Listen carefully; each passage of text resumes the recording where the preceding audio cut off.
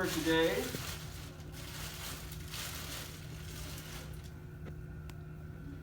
Looks like that, so you can see the difference in color between the two. I start with the white clay because it feels a little bit softer to me. If you guys want to get a little closer, feel free. And I'm not going to show you everything, but we'll show you a few things. So let's say I wanted to make this into a slab. Kind of work it in my hands a little bit, and then I can flatten it out just by like pinching, same way that you would if you were like making a hamburger or something like that. And then on these tables, or like on this board, what I'm going to do is I'm going to kind of press down. It's easier to do on the table than on this cart because the cart moves. But see how I made like a little kind of valley there? So I'm going to turn that valley and roll the opposite way, and that'll start to level it back out and spread it out for you. Now, if I just keep rolling and I don't pick it up every once in a while, it'll stick to the table. And then when you go to take it off the table, you'll be real disappointed because you have to start all over again. So every once in a while I want to move it, roll it, turn it a quarter turn, roll it, and you'll start to see how the moisture is coming out onto the board, right? Every once in a while you want to flip it. Sometimes you'll see like a little crack. You can take some of the clay from the edge, fill the crack. You don't really have to add any water or anything like that at this point. And then you can go back to rolling. Now if I'm going to do something with this clay after rolling it on this rough board, I probably want to take a minute, get out my credit card or my rib, and I want to wipe it in a couple of directions. And what this will do for the clay is it'll start to make kind of like an eggshell, which will make it less likely to warp on me. It's also going to make the surface look a little bit better. All right, so I got a slab ready to go. Now this slab, I always forget something. Oh, no I didn't. I could start building with, right now, to do sort of like soft things. Things that are like round. So I've got my knife. There we go. And I had a fork right there too. And I could do something as simple as just cut it down flat on the bottom, save my scrap, drop my knife. And even with it being wet like this, I could bend it and start making something that could be like a vase, right? I could build around a form, so this isn't going to be big enough to go around this whole form, but if I rolled out a longer slab, I could, and then I could mark where the top is on that, and cut that, and then make a bottom, and I could start building a form that way, okay? Or I could take that slab, and I did this earlier, and I could let it dry out a little bit more.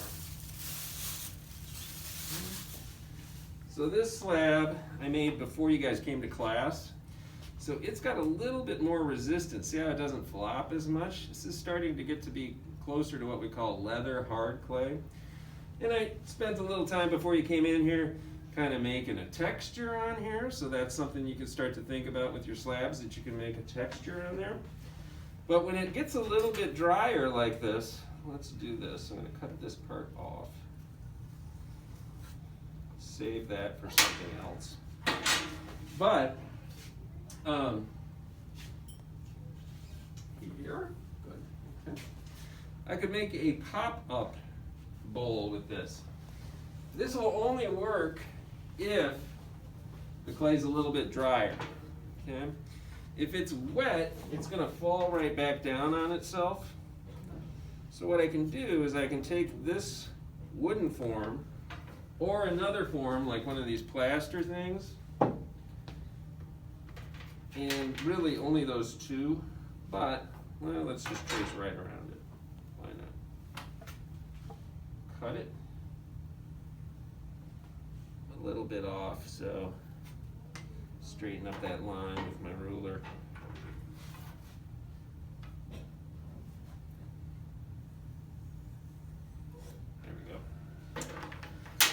there's the exciting part. Up above, in the corner of the room, we've got those foam mats. You take this, or something else like that, and you go ahead and put it in the center. You push down on it, you pick it up, and boom.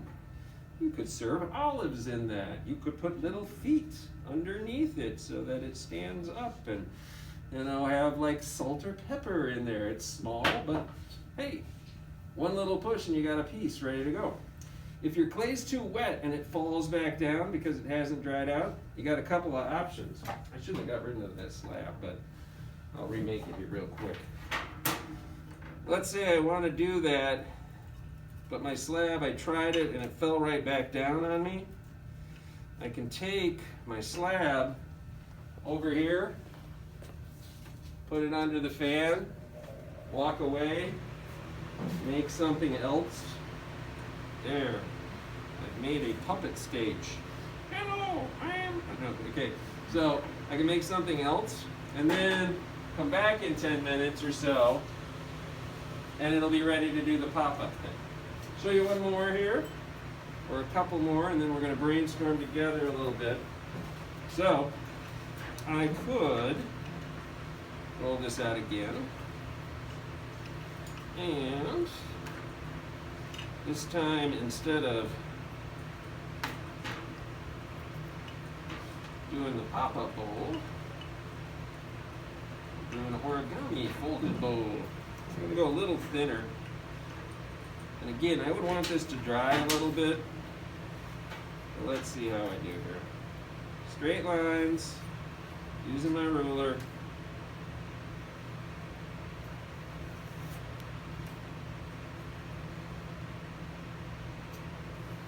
I could have made that a little bit longer. I don't know why I didn't, but it's okay. Then, once I've got sort of a rectangle, I kind of like that texture this time. I could measure in, like, okay, let's go in an inch, and then we'll do an inch this way. We'll take our ruler, go corner to corner, and measure in 2 inches from the corner, and then I'm going to cut out that little diamond shape from the corner.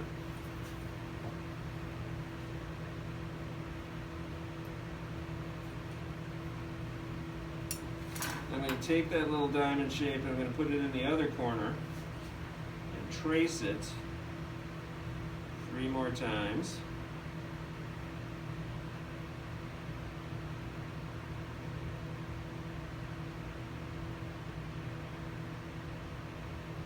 I'm going to cut those corners out.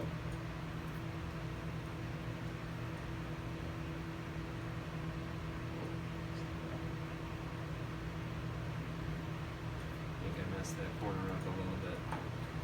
But now I've got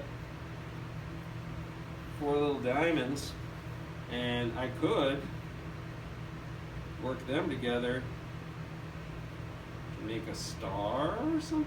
Oh, that could be kind of fun. Or you can make your star with your scraps, and then you make another one, and you make something that goes up. Now you've got something that's more sculptural going on there. So it could be kind of abstract and make kind of a cool base or something like that. But what I could do now is I'm going to make these corners go up. What I've got here is some slip. It's just a container with water and then some clay put in it. When you guys start working, I'll bring around some cups of water for everybody. And then as you're working, you can just throw little bits of clay in there and they'll dissolve and make the water thicker like slip. But really the water is the thing that's important. So I'm going to go ahead and paint a little slip on the corners here. And then to make sure that that stays in place and that it really grabs the other side, I want to do this, which is called scoring. So these corners will all be soft and ready to grab the other corner or the other edge. And like sometimes people think of slip as like glue, And like you gotta work fast and put it together as fast as possible. But in a way, that's actually the opposite of the best way of working with the slip. The longer the slip sits on the clay, the softer the clay gets, the better it's gonna grab that other piece of clay. So if you paint this on and then you're like, oh my gosh, did you see the poet yesterday at the inauguration? Or, oh my gosh, the Bachelorette, that season, this is the greatest season ever. And then you talk for a little bit and you come back and you look and you're like, my slip all dried up. That's no good. Actually, your slip got sucked into the clay, which makes it even better. So then you come back and you're like, oh shoot, I gotta put more slip on here. You just made a better corner than the person who did it really fast. Okay? So let the slip soak in. And then what I like to do is I like to overlap a little bit and pinch and turn it, overlap. See, I knew I screwed up that corner a little bit, but it's okay. It's my first bowl. Give me some leeway. There, I've made a little soap dish. You know, so anything that you could fold out of paper, you can make out of a slab. And in fact, some of my, projects in college, we had to make it out of paper first. What kind of paper? Tar paper. And if you made it out of tar paper, you use those as like stencils on everything else. Or you could sculpt, right?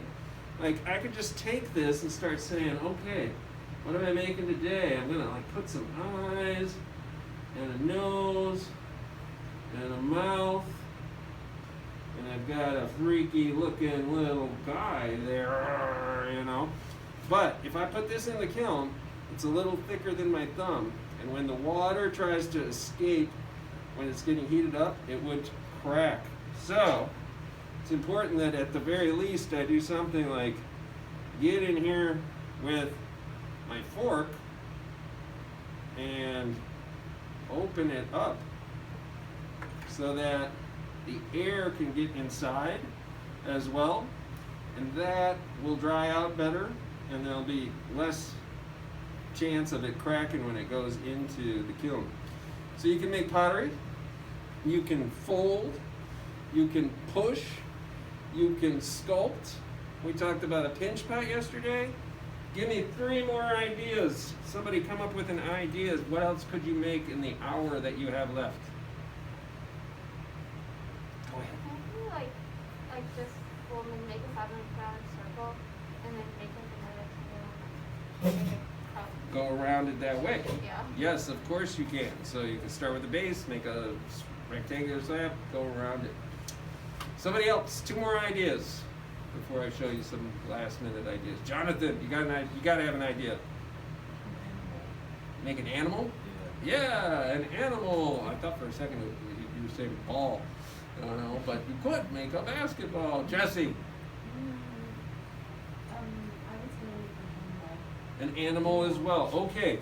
Or you could make the poop emoji, or a variation on the poop emoji is you make a base that's got like some texture on it. You've got like a cupcake that you can put stuff in, right? Or you roll up the clay and you pinch it and it starts to look like a flower.